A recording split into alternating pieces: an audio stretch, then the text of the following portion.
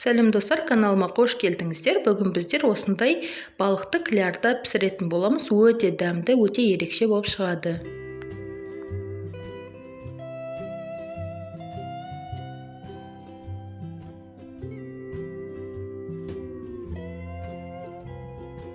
Мінекей достар, менде 2,5 келілік сазан балығы, өте семіз, свежий.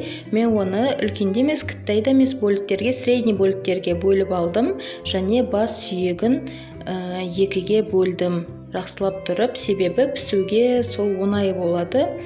Енді біз мына жерде бұрышымызды себеміз, және тұзымызды сеуіп, жақсылап тұрып, біркелкетіп, барлық жеріне жағып, әдемілеп тұрып, араластырып, 2-3 сағатқа жаңағы сіңуге мариноваттап қойып қоямыз.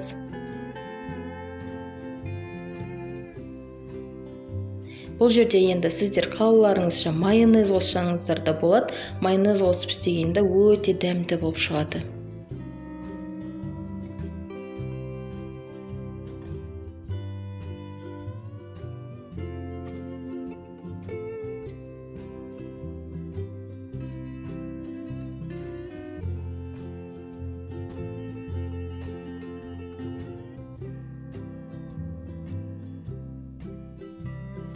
Қыздар, енді біз кляр дайындауға кірісетін боламыз. Бізге жұмыртқа қажет болады.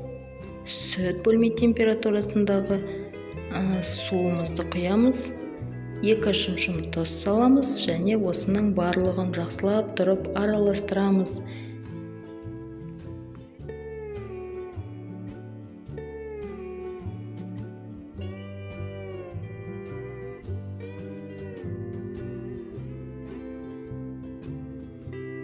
Енді електен өткізіп, ұнымызды салып, осы сұйықтықты комочка қалмайтындай етіп, жақсылап тұрып біркелкетіп, араластырып аламыз.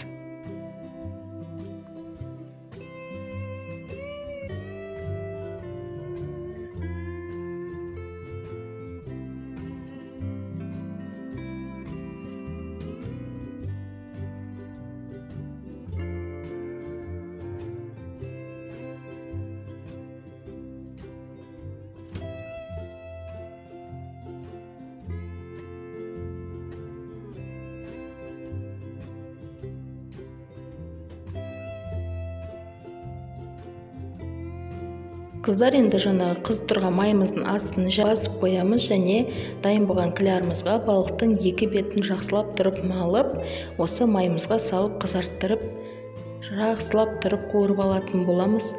Бұл өте керемет болып шығады. Сырты хрустящий, іші толығымен пісіп, жұмсақ болып, күшті болып шығады. Енді қыздар, міндетті түрде осы рецептпен дайындап көріңіздер. Ұнаса лайк басып, комментарий жазыңыздар. Және менің келесі видеомды өткізіп алмау үшін менің арнама тіркеліп, қоңыраушаны басып қоюды да ұмытпаңыздар. Иісі деген енді бүткіл үйді алады, кереметтей болып, ароматный болып шығады. Және осы клярға дайындаған бір жақсы жері үлкен кісілерге жаңағы беруге өте ыңғайлы, себебі тастай болып қалмайды, жұмсақ болып, керемет болып пісіп шығады. Енді қыздар, дайындап көріңіздер міндетті түрде.